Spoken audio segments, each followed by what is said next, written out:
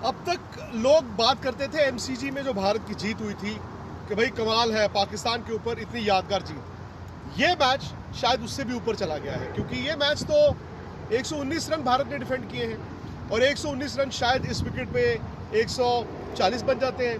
इस आउटफील्ड में भी 15 रन आप जोड़ दें तो 155-160 के बराबर थे। लेकिन पाकिस्तान ने इस मैच में चोक किया है।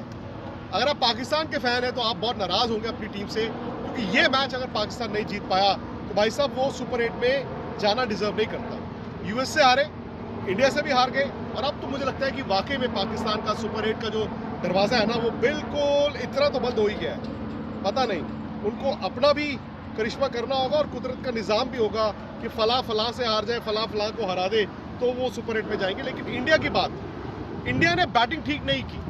जैसी भी कंडीशंस थी इंडिया की बैटिंग इस जीत पर पर्दा नहीं डाल सकती और कहीं ना कहीं इंडिया को ना निकल कर आना है। ठीक है ये मुश्किल मैच मैं मानता हूँ, परिस्थितियाँ ऐसी थी, इंडिया एक टॉस ऐसा हारा जहाँ पहले बैटिंग करनी पड़ी और पहले बैटिंग यहाँ पर इस मैदान में ना है तो मुश्किल। आपको अंदाज़ा नहीं है कि कितने रन चाहिए कितने नहीं चाहिए, लेकिन इंडिया के भी 10 ओवर में भाई साहब 81 रन थे और उसके बाद आखिरी 10 में भारत ने क्या किया। बट फिर गेंदबाजी की बात आती है। मतलब हम आमतौर पर बात करते हैं हमेशा बल्लेबाजों की कि वो करिश्मा करते हैं, आज गेंदबाजों ने किया। जसप्रीत बुमराह, अर्शदीप जिन्होंने आखिरी ओवर फेंका, मोहम्मद सिराज, हार्दिक पांड्या, जडेजा, अक्षर पटेल, मतलब किसी वक्त भारत ने ये महसूस नहीं होने दिया कि इस मैच से बाहर हो गए हैं। जब रन बोर्ड पे नहीं होते तो आपको न सिर्फ गेंदबाजी अच्छी करनी होती है बल्कि ये भी आपको उम्मीद करनी होती है कि सामने वाला गलती करे। और चूंकि सामने पाकिस्तान था, पाकिस्तान की तरह खेला आज और इसीलिए वो इस मैच को हारे भी। और पाकिस्तान को ये झांकना होगा कि जब फ़खर जमान और रिजवान खेल रहे थे उनको सिर्फ थोड़ी देर और बैटिंग करनी थी, लेकिन हुआ क्या, फ़खर जमान ने अपनी विकेट फेंकी और उसके बाद रिजवान ने अपनी विकेट फेंकी। वहाँ ना पाकिस्तान पैनिक कर चुका था और जब एक टीम पैनिक करती है दूसरी टीम अगर मजबूत हो इंडिया की तरह फिर वो सेंस करते हैं। कहते हैं ना शेर को पता चल जाता है कि अब शिकार करने का वक्त आ गया है। इंडिया फिर उसके बाद शेर ही था और मुझे लगता है कि ये जीत अल्टीमेटली आप जानते हैं कि सुपर 8 में मैटर नहीं करेगी क्योंकि वहाँ तो भारत को 3 बड़े मुकाबले खेलने होंगे। लेकिन ये जीत ना एक तरह से एक तो प्रेशर हटा देती है क्योंकि हर कोई आईसीसी टूर्नामेंट में इंडिया वर्सेस पाकिस्तान को बड़ा करता है और ये बड़ा बन भी जाता है। और जब आप एक लो स्कोरिंग मैच जीतते हैं, मेरा ये मानना है कि टीम ना जुड़ जाती है। ऐसा नहीं कि भारत बिखरा था, लेकिन कभी कभी इस तरह की जीत आपको आगे के मैचों में वो सेल्फ बिलीफ दिखाती है और अगर इंडिया ठीक ठाक बैटिंग करे तो फिर मुझे लगता है कि आपकी टीम खतरनाक हो जाती है। गेंदबाजी हमें पता थी, सवाल था सारा बैटिंग का T20 में। और शायद जब आप यूएस से जाएंगे वेस्ट इंडीज़ में जहाँ पर सुपर 8 के भारत को 3 मैच खेलने हैं, वो पिचेस ना थोड़ी सी भारत को सूट करेंगी क्योंकि आप स्लो पिचेस पे एक स्पिनर एक्स्ट्रा अगर भारत खिलाएगा तो आपकी ताकत बन जाती है। और बैटिंग करना मुझे लगता है कि भारत को देखना होगा कि कितने रन्स चाहिए। विराट और रोहित जब ओपन करेंगे वो एक रिस्क रहेगा। आप 2 ऐसे बैट्समैन जिनके पास तजुर्बा है उनसे ओपन करते हैं तो आप बेस्ट फुट फॉरवर्ड की कोशिश करते हैं। लेकिन आज जैसे हुआ ना, रिस्क भी रहता है कि इनमें से एक आउट हो जाए और दूसरा आउट हो जाए तो फिर आपकी बैटिंग ढहती दिखती है। वो पैनिक भी हुआ। तो भारत को आने वाले मैचों में जो एक सबक इस जीत से लेके जाना है, आमतौर पर कहते हैं हार से आप सीखते हो, मुझे लगता है इस जीत में भी भारत को सीखना है, वो है बैटिंग। लेकिन जिस तरह से फैंस ने यहाँ पर इस जीत को एंजॉय किया, जिस तरह भारत ने इस मैच को जीता, शायद अब हौसले बुलंद हैं। आप जानते हैं कि अब आपको करना क्या है। अब आपको कोई एक्स्ट्रा ऑर्डिनरी क्रिकेट नहीं खेलनी है, आपको पोटेंशियल से थोड़ा सा ऊपर रहना है और उसके बाद एक रुतबा, एक दबदबा बाकी टीमों में बनता ही है। तो 119 रन डिफेंड करना ये बड़ी कामयाबी है। भले वो पाकिस्तान के खिलाफ आई है, वो पाकिस्तान जो अब वो पुराना पाकिस्तान नहीं है। मतलब पुराना पाकिस्तान 119 रन अगर चेज़ कर रहा होता तो आंख बंद करके चेज़ करता। लेकिन बाबर आजम पर सवाल होंगे, बाबर आजम की कप्तानी पर, उनकी अपनी बैटिंग पर, उनके बाकी खिलाड़ियों पर सवाल रहेंगे। अब इंडिया यहाँ से क्या, इंडिया के जो बाकी अब 2 लीग मैचेस रह गए, यूएस जो इसी मैदान में खेला जाएगा, फिर फ्लोरिडा जाके भारत कनाडा को खेलेगा।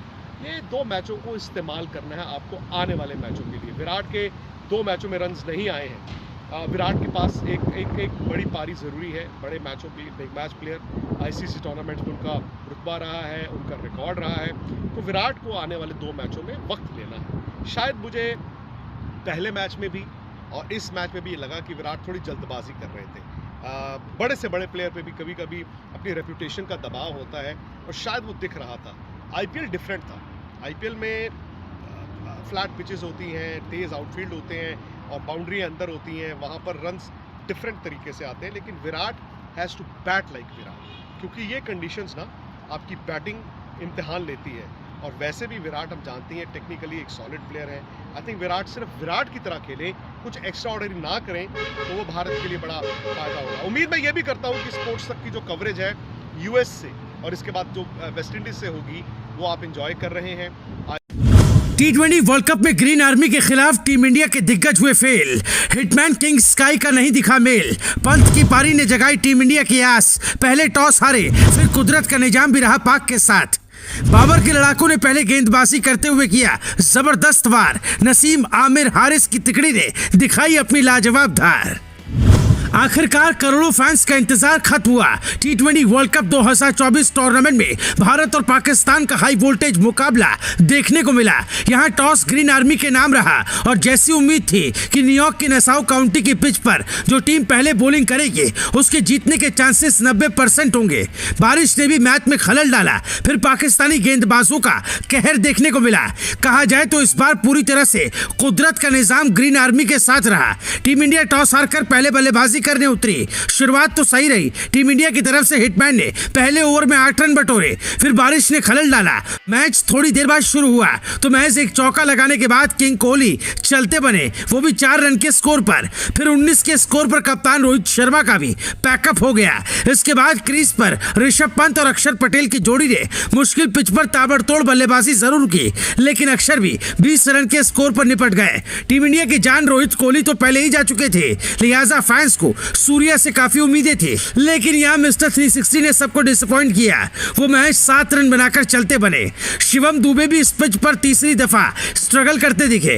वो मैच 3 रन ही बना पाए, लेकिन दूसरे छोर से 4 बार जीवन दान का फायदा पंत नहीं उठा सके। पंत तो बेबाक तरीके से खेल रहे थे, लेकिन वो अपना अर्धशतक पूरा नहीं कर पाए। भारत की तरफ से सबसे ज्यादा 42 रन बनाकर पंत आउट हो गए। एक वक्त टीम इंडिया का स्कोर जहां 89 रन पर 4 विकेट था, वहीं 96 रन पर ब्लू ब्रिगेड के 7 विकेट जा चुके थे और 112 के स्कोर पर टीम इंडिया ने अपने 9 विकेट गंवा दिए थे। फिर 119 पर टीम इंडिया T20 क्रिकेट के इतिहास में पाकिस्तान के खिलाफ पहली बार ऑल आउट हो गए, जबकि 1 ओवर का खेल अभी भी बचा था।